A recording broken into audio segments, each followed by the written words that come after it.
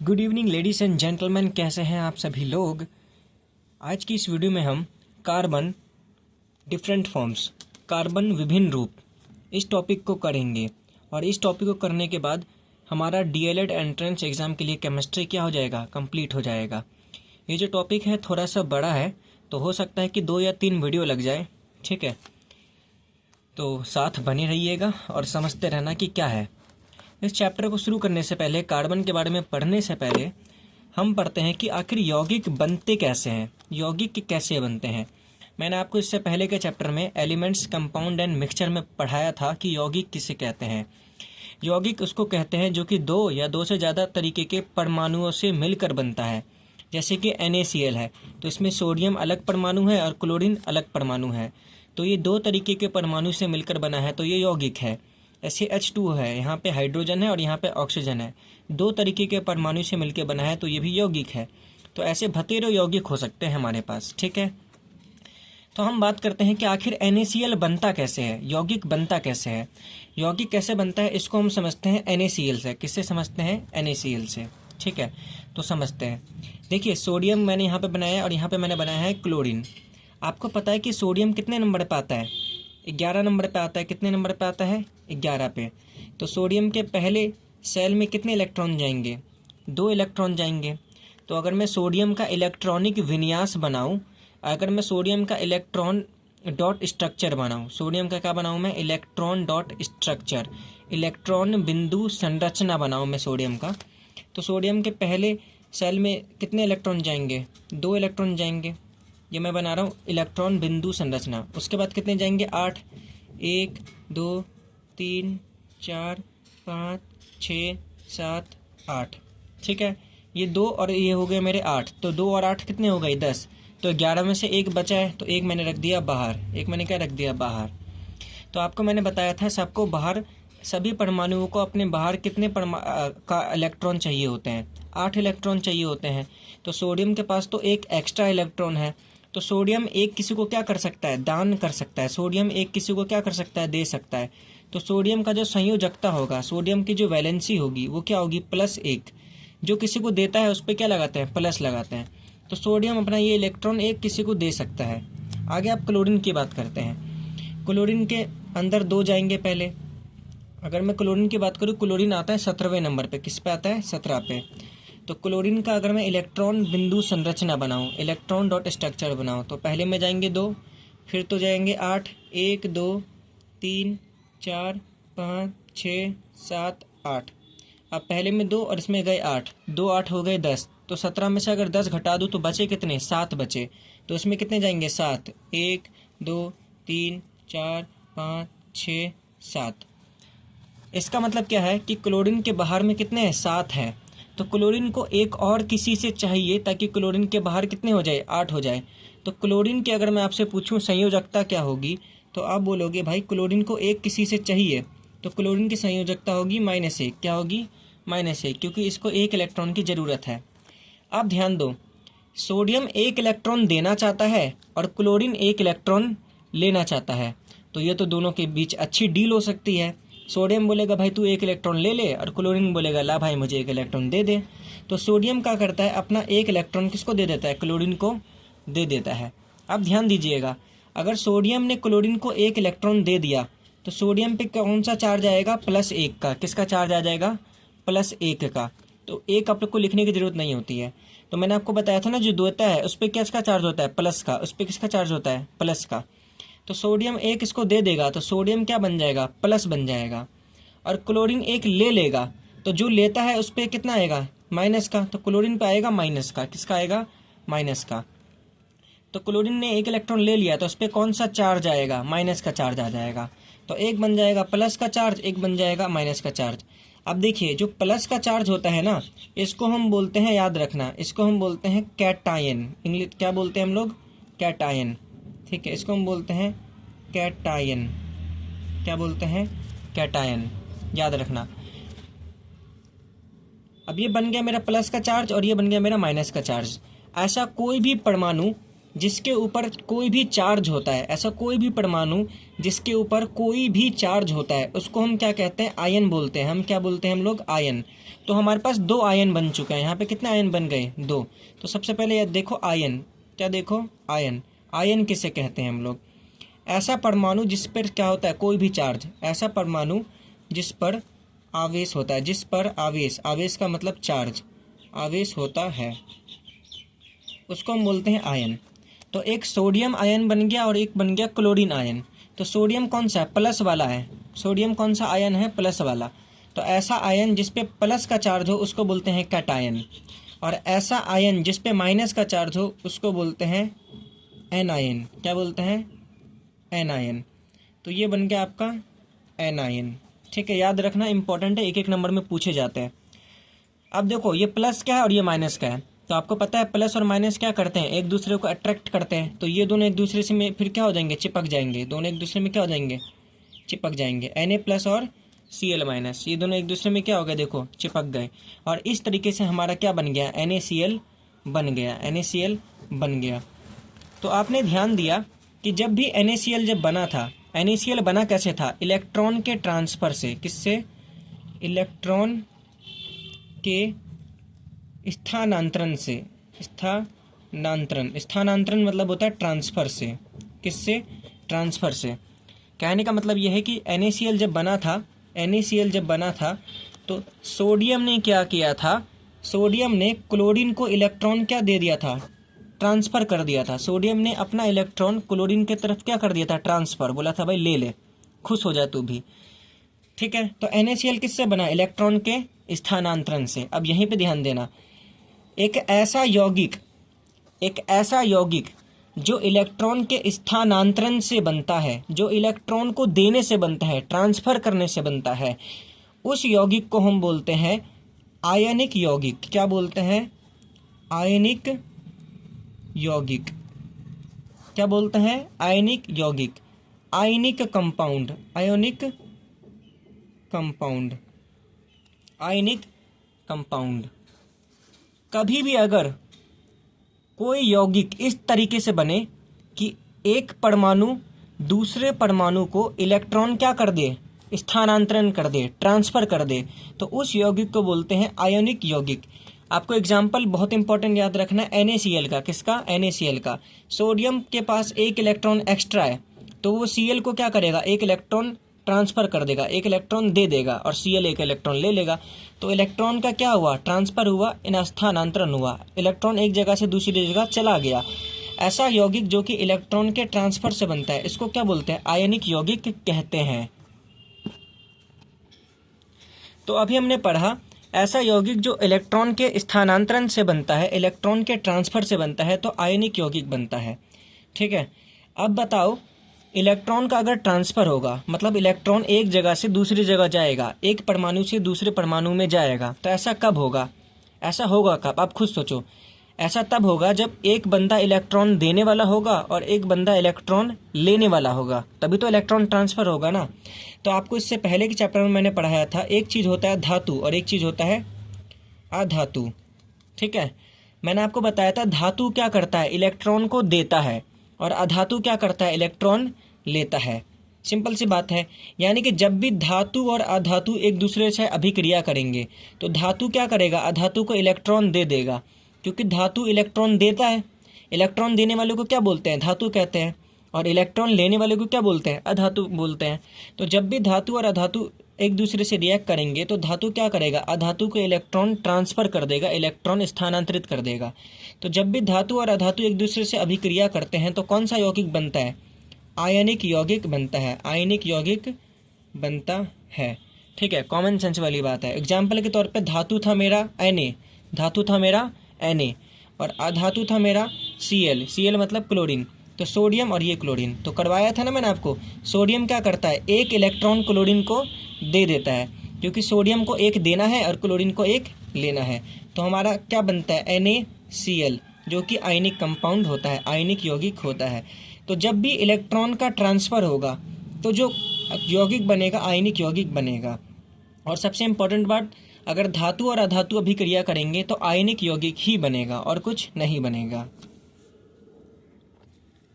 अब हम पढ़ेंगे आयनिक यौगिक के गुण। ठीक है, अब देखिए आयनिक यौगिक के बहुत गुण होते हैं, लेकिन आपको रट्टा नहीं मारना, आपको चीज़ें समझनी है। सबसे पहला गुण, अब आपको समझनी कैसी है चीज़ें। अब बोल रहा हूँ कि मैं आपको रट्टा नहीं मारना, तो को तरीका तो बताऊंगा ना, ट्रिक तो बताऊंगा ताकि आपको रटना आना पड़े। तो बस आप ये याद कर लो कि जो NaCl होता है ना, जो नमक होता है हमारे घर में, वो क्या होता है, एक आयनिक यौगिक होता है। मैंने अभी आपको बताया कि NaCl क्या होता है, एक आयनिक यौगिक होता है, क्योंकि ये इलेक्ट्रॉन के ट्रांसफर से बनता है। ठीक है, तो आप बस याद रखो NaCl होता है आयनिक यौगिक। तो आयनिक यौगिक का पहला गुण, आप मुझे बताओ जो नमक होता है हमारे घर में, जो NaCl होता है, वो ठोस होता है, वो ठोस होता है, द्रव होता है या गैस होता है? तो आप बोलोगे NaCl क्या होता है, ठोस होता है। तो आप याद रखना, जितना भी आयनिक यौगिक होते हैं वो ज़्यादातर क्या होते हैं, ठोस होते हैं। आयनिक यौगिक आपको हमेशा ठोस ही मिलेंगे, हमेशा क्या मिलेंगे, ठोस, सॉलिड मिलेंगे। क्या मिलेंगे, सॉलिड। आपको रट्टा नहीं मारना, ये सब नमक से समझना है। नमक क्या होता है, सॉलिड होता है, तो ये भी सॉलिड, खत्म बात। दूसरा इसका गुण, ठीक है, अगर आप नमक को पानी में मिलाओ तो नमक पानी में क्या हो जाता है, मिल जाता है। इसी तरीका, इसका मतलब क्या है, जितना भी आयनिक यौगिक होगा वो पानी के अंदर क्या होगा, मिल जाएगा।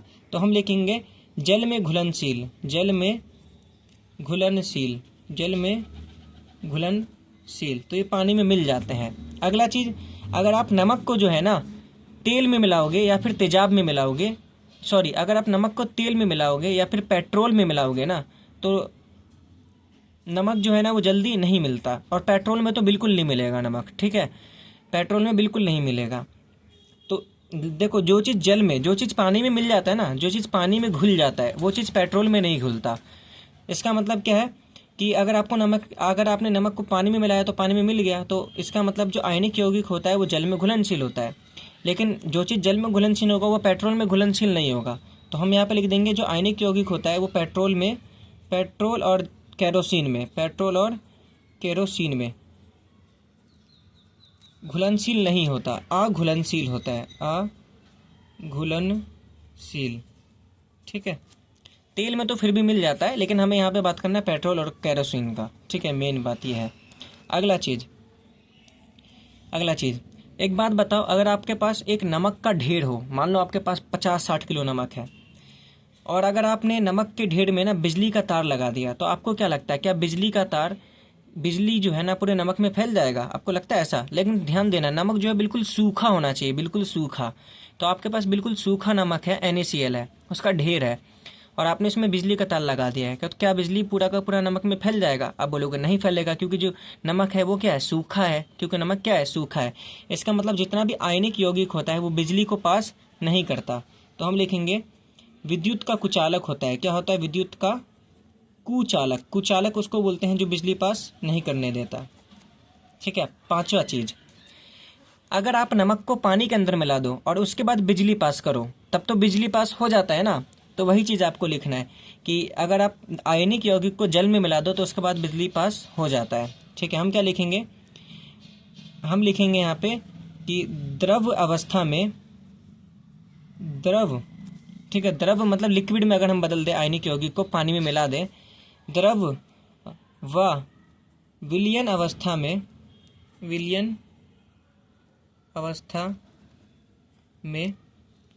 विद्युत प्रवाह करते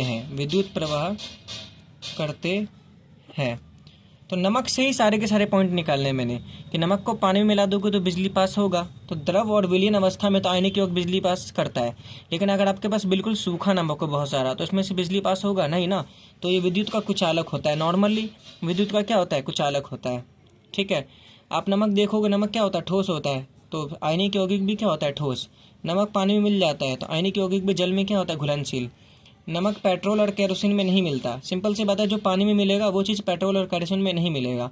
तो आयनिक यौगिक पेट्रोल और केरोसिन में क्या होता है, अघुलनशील होता है।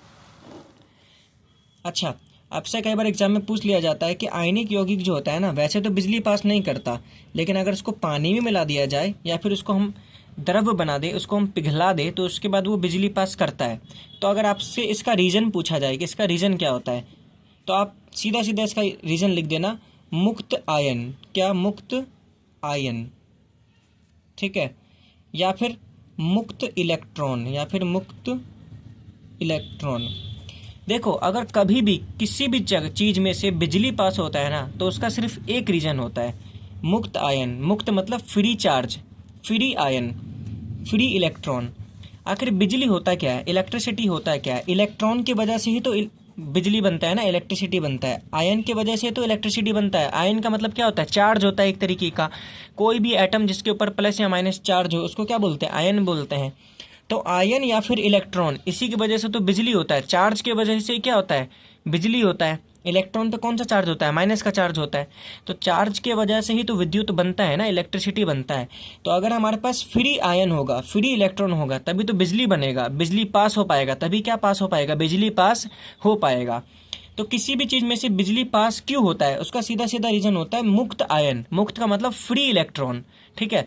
अगर इलेक्ट्रॉन इधर उधर चारों तरफ फ्री में घूम सकते हैं बिना किसी दिक्कत के, तो उस चीज़ में से बिजली पास होगी। अगर आयन बिना किसी दिक्कत के इधर उधर घूम सकते हैं तो उसमें से बिजली पास होगी। सिंपल सी बात ये है।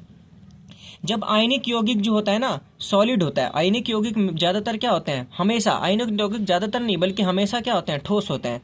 तो आयनिक यौगिक जब ठोस होते हैं तो उनके अंदर मुक्त इलेक्ट्रॉन होते ही नहीं है। उनके अंदर जितना भी इलेक्ट्रॉन होता है, जितना भी आयन होता है, बिल्कुल एक दूसरे से चिपका होता है, ठीक है। वो हिल भी नहीं सकता है। इसलिए विद्युत का क्या होता है? कुछ अलग होता है। लेकिन अगर हम उसको पानी में मिला दें तो वो जितने भी इलेक्ट्रॉन होते हैं ना, वो चारों तरफ इधर उधर घूम सकते हैं। इसलिए विद्युत प्रवाह हो जाता है पानी के अंदर, ठीक है।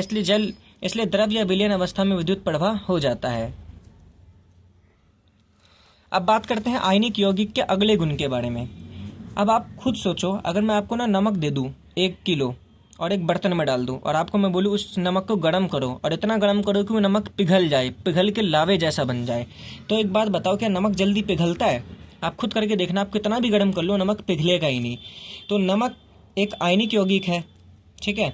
तो नमक जल्दी नहीं पिघलता। इसका मतलब नमक का जो मेल्टिंग पॉइंट होता है ना, पिघलने वाला जो तापमान होता है, वो बहुत ज़्यादा होता है। इसका मतलब जो आयनिक यौगिक होता है, ठीक है, उसका दोनों एमपी का मतलब है मेल्टिंग पॉइंट, पिघलने वाला पॉइंट, और एक होता है बीपी मतलब बॉइलिंग पॉइंट। बॉइलिंग का पॉइंट का मतलब होता है उबलने वाला पॉइंट, उबलने वाला तापमान, ठीक है। मेल्टिंग पॉइंट को बोलते हैं इंग्लिश में हिंदी में बोलते हैं गलनांक। क्या बोलते हैं? गलनांक। और बॉइलिंग पॉइंट को बोलते हैं क्वथनांक। क्या बोलते हैं? क्वथनांक। तो कोई चीज़ पहले गलेगा उसके बाद ही तो उबलेगा ना। तो गलने का तापमान और उबलने का तापमान, ये दोनों के दोनों क्या होते हैं? आयनिक यौगिक के बहुत ज़्यादा होते हैं। बहुत क्या होते हैं?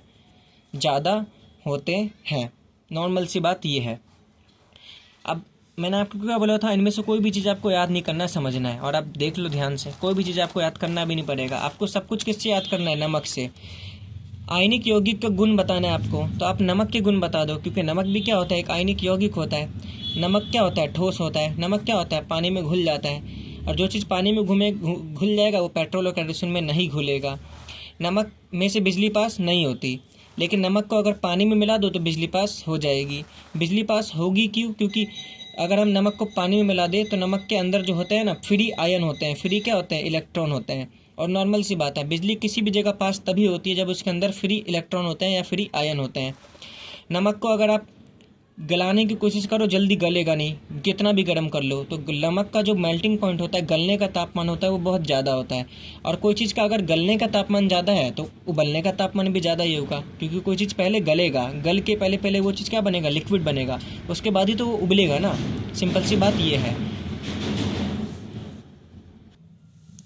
कई बार आपसे पूछ लिया जाता है कि ये जो आयनिक यौगिक होता है, इसका गलनांक और क्वथनांक, इसका मेल्टिंग पॉइंट और बॉइलिंग पॉइंट इतना ज़्यादा क्यों होता है?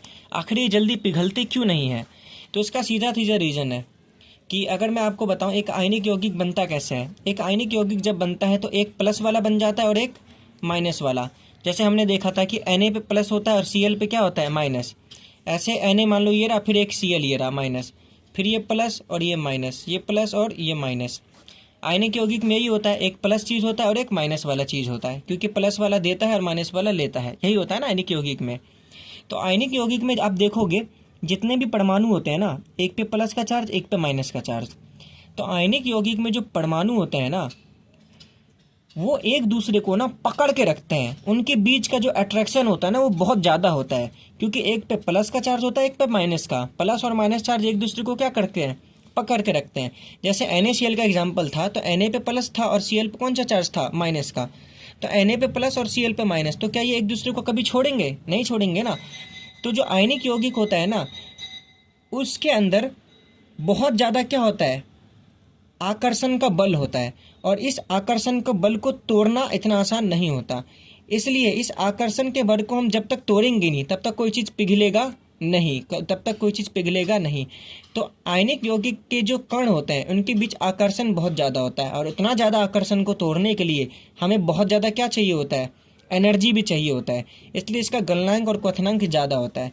तो आपसे अगर पूछा जाए कि आयनिक यौगिक का गलनांक और क्वथनांक ज़्यादा क्यों होता है, तो आप सीधे सीधे बोलोगे, ठीक है, इस यौगिक के कणों के बीच, इस यौगिक के कणों के बीच बहुत प्रबल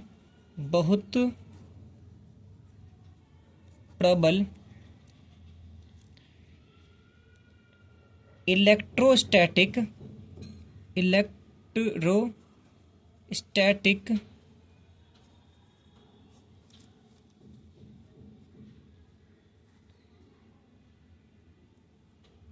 बल का आकर्षण होता है, ठीक है।